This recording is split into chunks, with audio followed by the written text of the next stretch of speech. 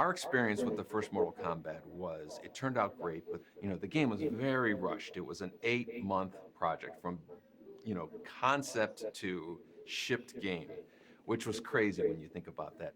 Certainly in my head, there was 10 things that I would have done differently. Shortly after Mortal Kombat 1, Ed and I started to think about what do we want to do next. And one idea we had was we wanted to do a Star Wars game. Ken Fedesda came down, and I remember us talking excitedly about Star Wars.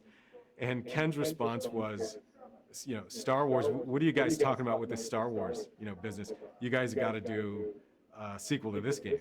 And so that was the first time that I thought, oh, okay, I guess, we're signed up for a sequel. So new hardware came.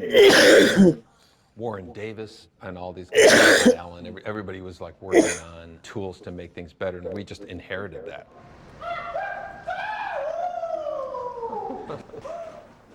Oh my God. One of the things that is better about Mortal Kombat 2 from Mortal Kombat 1 is the graphics. Originally, everything was done off of VHS tapes, and it was kind of blurry and stuff. We eventually started capturing images directly onto the hard drive as opposed to putting it on videotape and then going to the hard drive. Ready? Ready? Is it live or is it ready to go? That was good. That allowed us to knock out that lossy videotape format that would bleed onto everything. It just became a more efficient process, a cleaner image for sure. Outstanding.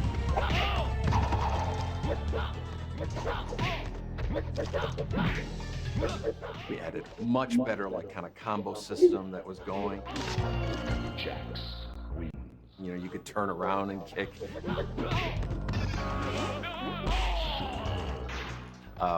Which to this day I can't believe the first Mortal Kombat doesn't have. A lot bigger of a roster. We wanted to expand, so we had 12 characters and added Jax. That was huge. Katana, Melina, who are synonymous with Mortal Kombat at this point.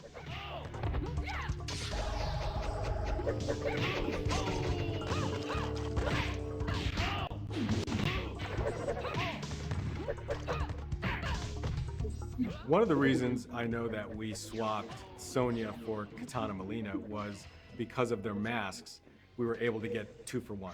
So the same palette swapping technique we used for Scorpion and Sub-Zero, we thought, okay, let's take advantage of this with the female characters. Katana wins. Fatality.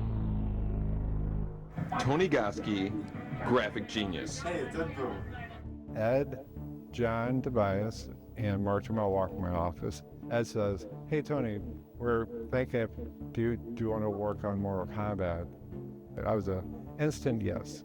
Tony Goski was working on a game called NBA Jam, and he was doing a great job, but he, in his heart, he was a traditional painter, and so when Mortal Kombat 2 came along, he was a perfect fit.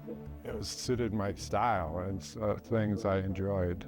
Fantasy art, starting to get into surrealism with, like say, Dali and Magritte, and I kind of just went that direction, Tony Goski defined the majority of the look and feel of Mortal Kombat 2, specifically the backgrounds. Tony's influence came into what does Outworld look like? What does, this really mysterious Mortal Kombat, this fantasy Mortal Kombat, what does that look like? Introducing the Outworld was huge because it completely carved a new look for Mortal Kombat. Kind of used like Chinese influence, but with graphic and surrealism kind of coming together.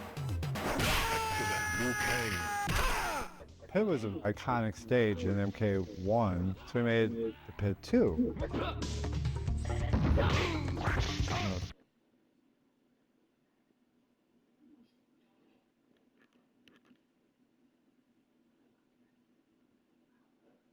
Person, dun dun dun, gets hit, and we do what we would call a camera cut now, but it would just do a top view of the person doing like this, and the background would scale up, and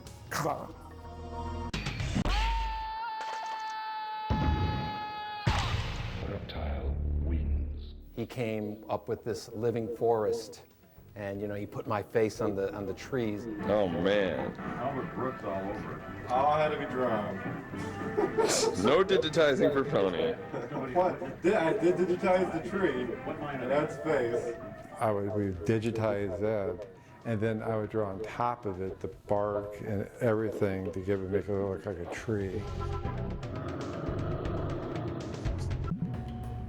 Our experience with the first Mortal Kombat was